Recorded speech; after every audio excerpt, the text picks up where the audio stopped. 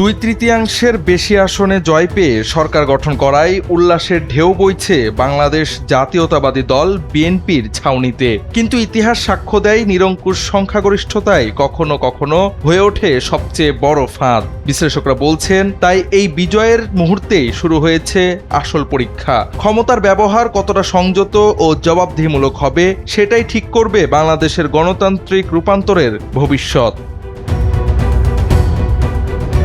প্রথম চ্যালেঞ্জ অতীতের পুনরাবৃত্তি ঠেকানো। 2008 সালের পর বাংলাদেশ আওয়ামী লীগ নিরঙ্কুশ সংখ্যাগরিষ্ঠতার জোরে যে কর্তৃত্ববাদী শাসনের অভিযোগে পড়েছিল, সেই অভিজ্ঞতা এখন এক বাস্তব সতর্কবার্তা। আত্মনিয়ন্ত্রণ যথেষ্ট নয়, প্রয়োজন কাঠামোগত check and balance. RICL TMX, যুগের পর যুগ স্থাপনা থাকে মজবুত।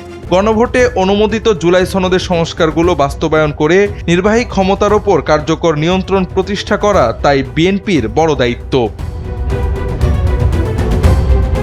দ্বিতীয়ত, দ্বিকক্ষ বিশিষ্ট সংসদ ও উচ্চকক্ষ গঠনের প্রশ্নে দলের আগের নোট অব ডিসেন্ট থেকে সরে এসে আনুপাতিক প্রতিনিধিত্বের নীতি মানা হবে কিনা সেটি গুরুত্বপূর্ণ।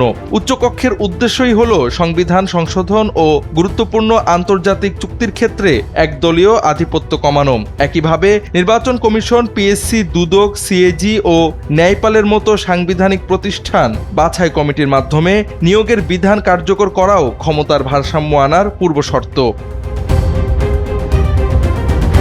তৃতীয় বড় চ্যালেঞ্জ অর্থনৈতিক স্বস্তি। গবেষণা বলছে রাজনৈতিক স্বাধীনতা টেকসই হয় তখনই যখন তা অর্থনৈতিক অধিকার নিশ্চিত করে।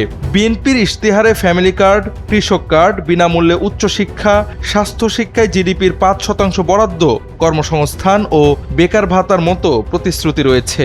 এগুলো বাস্তবায়িত হলে অন্তর্ভুক্তিমূলক প্রবৃদ্ধির ভিত্তি তৈরি হতে পারে। এক্ষেত্রে ব্রাজিলের অভিজ্ঞতা উল্লেখযোগ্য, যেখানে বোলসা ফ্যামিলা কর্মসূচি দরিদ্র জনগোষ্ঠীর জীবনমান বদলে দিয়ে গণতন্ত্রকে প্রাতিষ্ঠানিক শক্তি জুগিয়েছিল।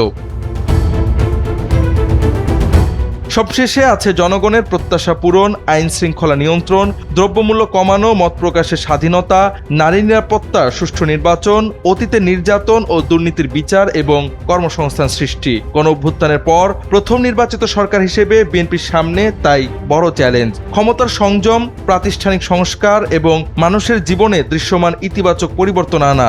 এই পরীক্ষায় সফলতার ওপরই নির্ভর করছে বাংলাদেশের গণতন্ত্রের স্থায়িত্ব। জাওয়াদ আহমদ, NPB।